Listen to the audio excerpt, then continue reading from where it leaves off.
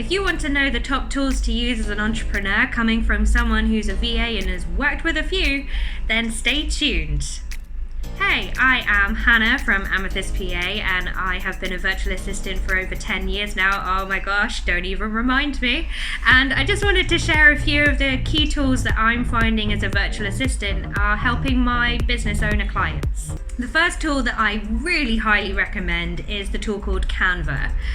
If you can upgrade to the Pro feature, I will really highly recommend it, and I'll share a couple of the reasons why. Firstly, on the free Canva, if you want to use it, it is fantastic. I recommend it for things like getting inspiration for your social media content, creating nifty and fancy looking PDFs as well as ebook covers, and it's really handy for if you're wanting to create something that for your business needs to be usable and on brand. Now, it is not a replacement for a graphic designer. A graphic designer is second to none. And if you're needing something that is fantastic and helps you showcase your brand in a perfect way, such as a logo or website design or business card design, I would always recommend going to a graphic designer because they're just so filled with knowledge and expertise that I would recommend going to someone for that. However, if you are looking for maybe some inspiration or want to just create some excellent content for your social media, like I said, then Canva is great. Now, when I upgraded to the Pro Canva, which honestly is a really good price for a year, my mind was blown with the amount of options that just kind of opened up to me. Some of the reasons why I recommend it: one, it does resizing, which is amazing. Because if you're making stuff for social media, you then have to try and rejig everything to fit Facebook, Instagram, YouTube cover art. With this resizer, you make one thing that you're happy with, and then you click resize, and then it makes it to the right size, and all you have to do is maybe change the text sizing. It also has a whole host more images that you can use and fonts that you can use. So if you can afford it and if you're looking to do it yourself, then I do really highly recommend upgrading to the Pro Canva. The next tool that I really recommend using is some sort of fantastic accounting system. Now, I personally, as a sole trader, I use FreeAgent, which is great, or use Xero, which my accountancy client uses and swears by. And Xero is fantastic because it already integrates with your bank feed, it integrates with your invoicing and your expenses, and it can be really fantastic for your whole business structure, especially if you're selling products or regular services, because it does like invoice reminders. So use some sort of accounting software that will help make your life easier before you upgrade and use an accountant to really help you. And that takes me on to my next really nifty tool. Something that I've been seeing this accountancy client really recommend is a thing called ReceiptBank. Now, the two of those go hand in hand, ReceiptBank and Xero. They kind of sing together. And if you're trying to keep hold of all of your receipts and expenses, ReceiptBank kind of makes it so much easier to take a picture, send it to your dedicated email address, and there it is, all saved and ready to go. The next tool I really recommend, now this is the social media geek in me, I've recently been using a thing called Planoly. So for my clients that I do social media for, a lot of them are really visual and they're using me to showcase their brand in a certain way and to make sure that they can visually see how their stream will look, and so they can recommend maybe moving something around if they want to, or just see how it will look in the future rather than kind of just a whole gump of stuff. Planoly has been really helpful. I've been using that and taking screenshots so they can see how it looks, and I can also have a play before then to see that stuff will align for the month and they can then just see it. And also it will automatically post to Instagram for you for one account, so if it's just for you, really recommend having a look into the Planoly system if you're a visual person and you like to just make sure your Instagram is in a certain brand style. taking me on to kind of the Excel lovers out there. If you love Excel and use things like Sheets or Google Sheets, or are looking for something that you can use to manage basically anything in a spreadsheet format, I've been recently using a system called Airtable. Now, Airtable is a fantastic online tool. It also has an app. If you're someone like me who has about 50 apps on her phone, all in different folders, then you'll love that. And the great thing is that you can make different workspaces, and then you can share just specific tabs with people. So for example, for me as a VA, when I'm writing content for the hotel clients that I look after about 6 hotels. We write their monthly content for them, and then we send them just a really nifty URL for them to approve just that month's content, and then they don't have to be overwhelmed by all the other tabs from all the other months and not know where to go.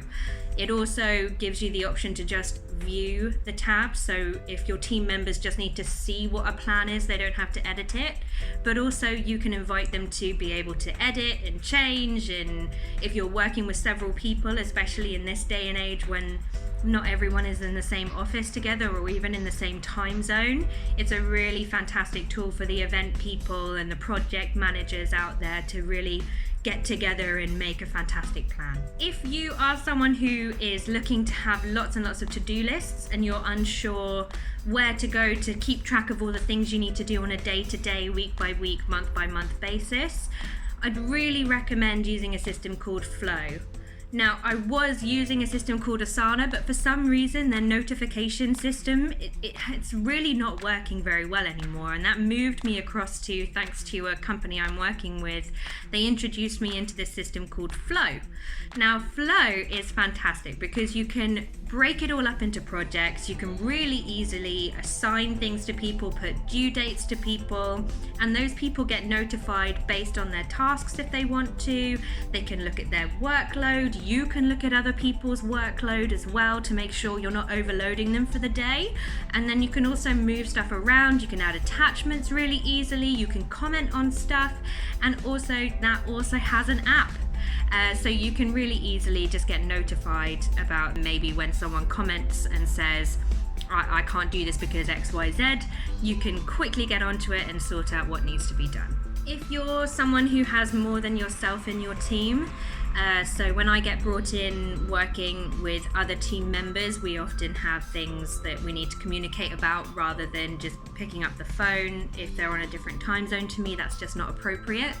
I've been using a system called Slack. I'm sure a lot of people have heard about it. I am not shouting about something new here, but Slack is a really cool system that also integrates with quite a lot of things that can automatically notify you about, as well as have group messages, teams, and also individuals. And also the great thing is you can have Slacks for different clients. They'll all have different workspace URLs, and if you get invited in, it doesn't mean you can only have one account associated with your email address. So that's really handy for me because I work with 3 or 4 different clients that all have Slack channels, as they're called. Oh, it sounds so swanky. Slack channels that we all work on together, and I can get notified about all of them. That's really handy. Talking about online stuff, if you are an Android or Google baby, you will have definitely had a look at the fact that Google Drive has really upped its game in the systems that you can have and the accessibility that people can have on there. One of my clients that I do inquiries calls for, they're a guitar teacher. I send all of his stuff into Google Drive. We can communicate on Google Drive and stay updated, and he can also be notified as and when I'm updating like the spreadsheet or a Google Doc. He gets notified that I've called a new client and what's happening, and we communicate even there. And I really like Google Drive. You get a lot of it for free just when you have a Gmail account. It also associates with the G Suite, and I think that gives you even more space. So if you're looking for something as an alternative to Dropbox without having to upgrade to business, Google Drive could be a really good solution. And my final piece of technology that I love using in this day and age of video content is a thing called Wondershare Filmora. One of my friends, Lizzie Phillips, who runs a networking organization called I Want to Network, and also runs her own London-based networking for women in business, recommended to use this system called Wondershare Filmora. Now, it is a pro system. You do pay, I think, like £50 to sign up to it. I'll have a check and make sure. But it's a really nifty piece of video editing software that I personally have found really easy to just fall into and use. So this is the system that I use to edit this video and my clients' videos. They have some really great already integrated music that you can use, titles and subtitles and effects that you can use. And because it's based on an online system that you download to your PC or your laptop or your Apple Mac, it always gets updated with new system updates, and then you can see new tools and titles that you can use and kind of feel a little bit more funky. And the bonus tip that I recently found out about is if you're using YouTube, did you know they have an audio library that you can use? I didn't. So if you are making YouTube videos and you want to use copyright-free music or sounds, like they even have like drill sounds and motor sounds, then you can go into YouTube Studio Beta, scroll down, and then you'll see more options, and then a little bit will come up and you'll be able to see audio library, and then you're able to download those sounds or those audios and use them in your videos copyright free thanks to YouTube. And they have a huge host of audio that you can use based around your video requirements. So I hope that technology was really useful for you. I've waffled for a little bit, but hopefully you found some of it useful and maybe taken down some technology you'd like to try out soon. I'd love to hear any technology that I've missed that you use personally as a business owner. Use that in the comments below and let me know. But otherwise, that's Hannah from Amethyst PA, and I will see you soon.